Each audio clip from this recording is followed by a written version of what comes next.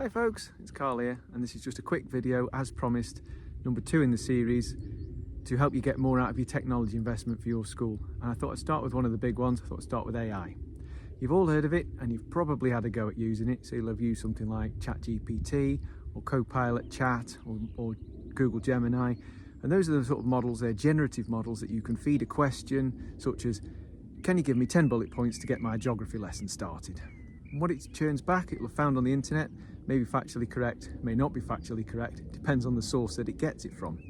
They've also got their issues, because if you ask that model to write you a policy, write me a new health and safety policy, it's going to be pinching content from the internet. You publish that policy on your website, there could be a copyright infringement that you're going to be held accountable for, potentially.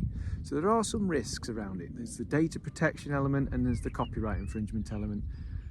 There's also a consideration around sustainability, because a AI query uses much more computing power and therefore electricity than a typical Google search. So you just have to have these things in mind when we're formulating a strategy or a plan for our schools to use this AI moving forward. However, that's not to say you should be put off. And I've got 3 tools that I think you could start making use of today fairly safely. And I'd love to hear if you've got something else to add to the list. So there's Ayla. Ayla is a AI model that is being fed specific set of data around the UK National Teaching Curriculum by Orchard Academy, which is a government funded organisation. And that model is to help you, a teacher, prepare a lesson for Key Stage 1, learning about phonics. And you feed it a particular phonic model that you're talking about at the time, and it's going to generate you some prior learning questions. You can tweak those questions as you can go. You can ask for translations into different languages if you've got EAL children. Loads and loads of good stuff. So I want you to have a look at Ayla. There's also Microsoft Copilot. So if you're logged in to your school's Microsoft 365 system and you're using Copilot Chat through the Edge browser, that data is protected. So you can go in there, or your students can go in there and ask questions, and that data isn't getting fed back to feed the model. Now that's not saying I'd go throwing in student data and asking it to analyse it.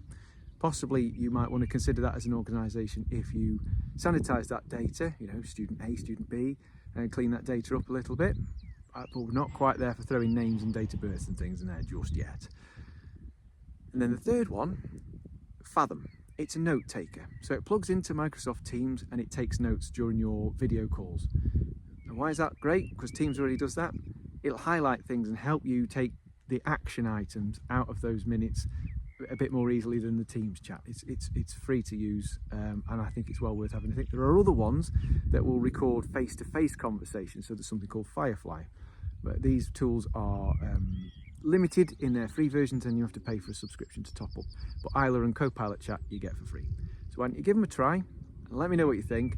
But also, please share anything that you're already using so I can send that out and share it with the wider population. And don't worry, I'll give you the credit for it.